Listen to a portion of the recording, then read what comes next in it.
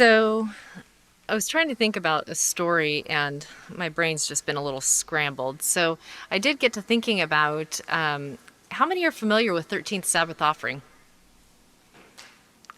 We just don't seem to talk about it much anymore. And I have, years have gone by. We used to have kind of the preamble to Sabbath school, and it's where you got to share about missions and the different outreaches. And 13th Sabbath is a focus every quarter in the Adventist church, where it's an extra special offering that goes to specific projects and programs. And they always have really great testimonials and stories that go along with that mission. So I thought today, since we are coming up on the school year, it's going to be starting before we even know it here in just a few weeks, it was appropriate to share the story for one of the stories for 13th Sabbath, that this quarter it's focusing on the Navajo school in Arizona.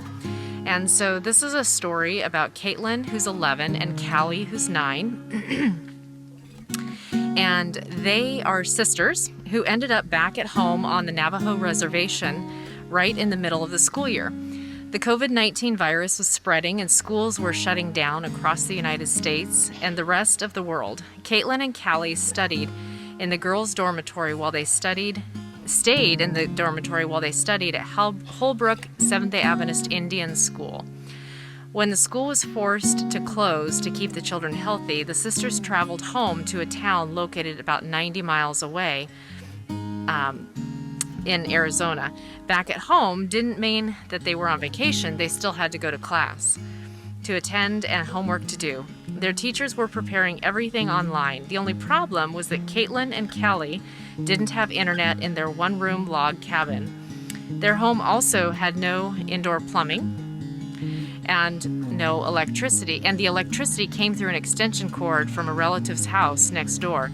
Remember, this is in 2019, just 2 years ago in Arizona. Still a little village without the amenities that we get to enjoy. Their neighbors didn't have internet. In fact, hardly anyone in the neighborhood had internet except for the Seventh-day Adventist church down the road. When the church's pastor learned about the situation, he invited the girls to use the church's Wi-Fi for their studies.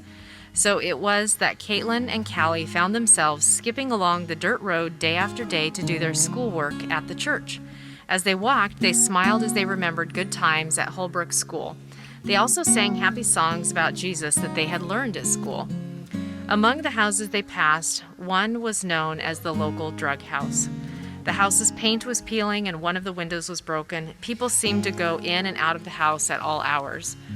Church members had visited and prayed in the home, and the neighbors' little children had come to church for Vacation Bible School, but none of the adults seemed to care about God. Then one of those adults noticed the cheerful sisters. When Caitlin and Kaylee's mother came walking by the house one day, the neighbor ran out. "Why do your daughters smile so much instead of looking mostly sad like my little sisters?" she asked. "Why are your daughters always singing?" The question surprised Mother, but she was pleased that the neighbor had noticed Caitlin and Callie, and she invited the woman to find out why they smiled and sang. "We're going to have a family worship this evening under the cottonwoods down by the stream bed. Would you like to come?" That evening, the children from the drug house came to the Cottonwood Grove. Mother read a Bible story and children sang songs about Jesus. The children liked the worship and said, "Can we do this again tomorrow?" Caitlin and Callie did something spectacular. They became missionaries to their neighbors. Their smiles and songs showed Jesus' wonderful love to a family that seemed impossible to reach. And I think the story kind of caught my attention because the little girls weren't attempting anything. They weren't trying to get somebody's attention or trying to witness or missionary to somebody.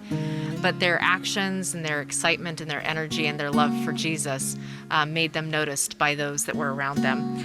So I think that it's a good reminder for little ones that when you're out and about and playing and enjoying company and friends, you never know who might be watching and how they might be impacted by your love for Jesus. So happy Sabbath, and do remember the 13th Sabbath offering will go to missions such as the Navajo Church school located there in Arizona.